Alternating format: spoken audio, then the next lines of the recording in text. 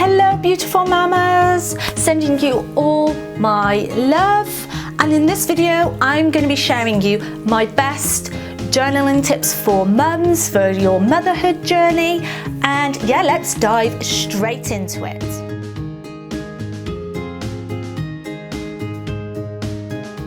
Like I've mentioned on my previous video about journaling, I've had journals majority of my life and I've journaled since I was probably about ages 8 to 10, but I didn't really take it seriously until I was much older, in my teens.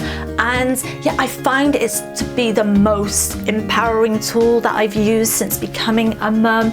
And even through my spiritual awakening, it's really helped me to understand, heal those deepest aspects of myself. And even as a mum, it's really helped me to show empathy towards those horrible parts of myself as a mum. So like, I don't really like the shouty mum, if that's what you want to say, part of myself, and I do get frustrated, and journaling has really helped me to understand why I might get triggered by my son, because at the moment what really triggers me is him not getting dressed. He's going around at the moment shouting no, like that.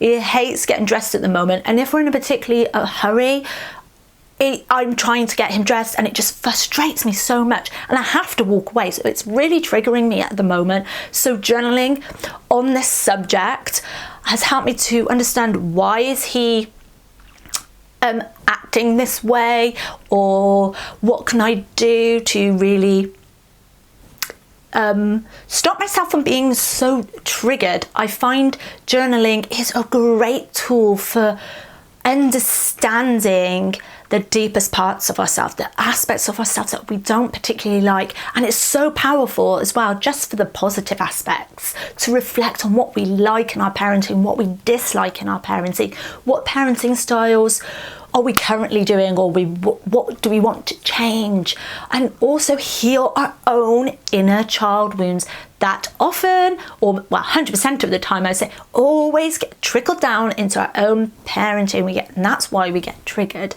But my first tip for mums that want to start journaling, or just have journaled before but want to go a bit further, is find a journal with prompts. And this I find is important, because if you're new to journaling, using prompts is an easy way to get into the flow of the writing. And some people like prompts, some people don't like prompts. And I think if you're a beginner journaler, is that the right word, journaler? If you're new to journaling, then you might not be so in the flow, if that makes sense. It's easier to follow like a prompt if you're new to journaling. And yeah, I find there's all sorts of journals out there. There's gratitude journals, there's reflective journals, there's bullet point journals, there's all sorts of journals out there. And yeah, I find prompts are an easy way to start. Number 2, do not use online journals, a Word document, apps, or those types of online journals, because you just don't get the same experience as you do from a handwritten journal. And having a handwritten journal helps you to get away from devices, technology, anything that's likely to distract you. Because if you're on a laptop or a phone, you might get a notification of an email or something that might disrupt the flow of the writing, because you want to get into that flow state of the writing. And there's just something about writing, that physical thing, in my personal opinion. I find that you put more energy into the handwritten journal. There's so much power that can be put into words. Words and writing have so much power and energy. So number 3, there's no right way or wrong way to journal. So even though I just said don't use an online journal, if you really want to, you can just use an online journal, that's fine.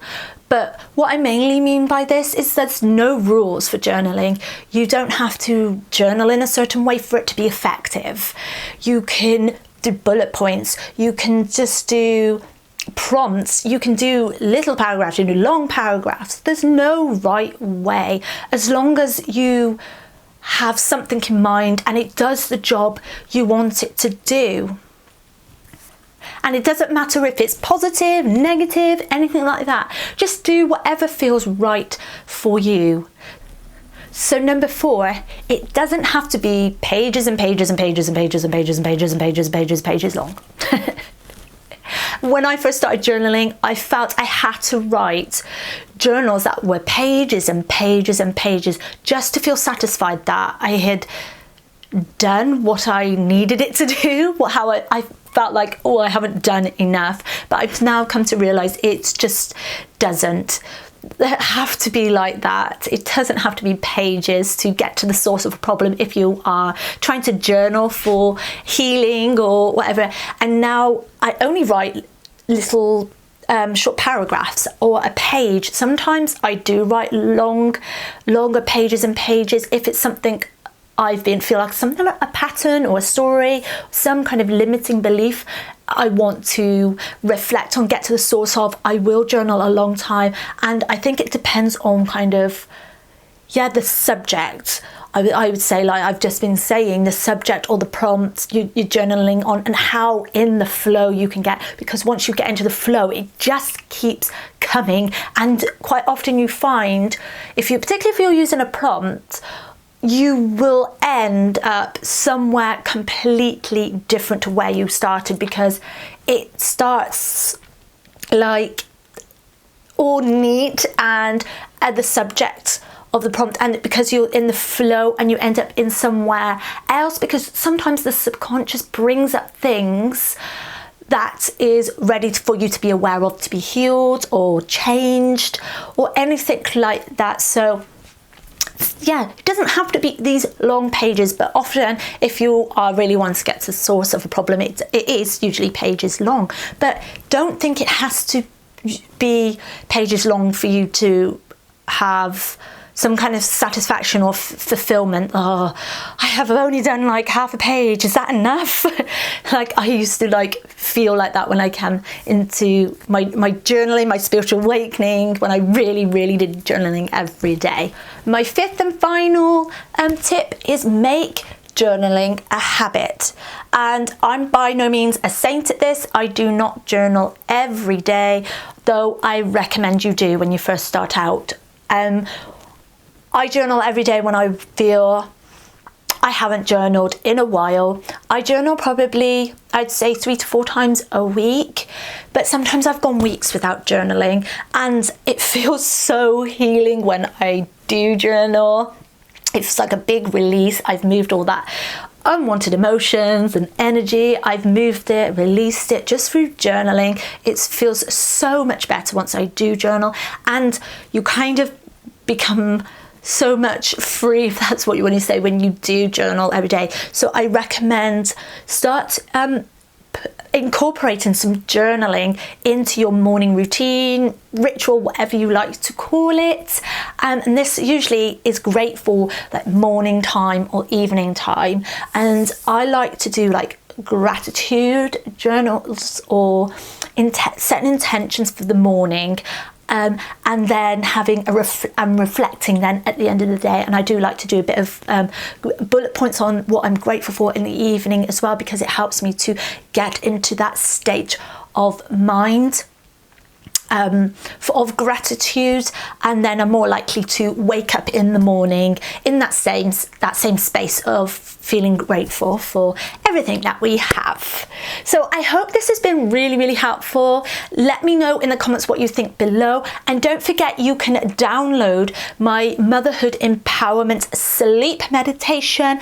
That is absolutely free. You can just simply click the link below, it will be sent to you. You sign up and it's sent to you, and then you start using it straight away. I do recommend you listening to it at the night, and it's been really powerful tool to go hand in hand. It works perfectly with the journaling as a similar sort of empowering tool. So with that being said, keep parenting from the heart and happy journaling. Much love.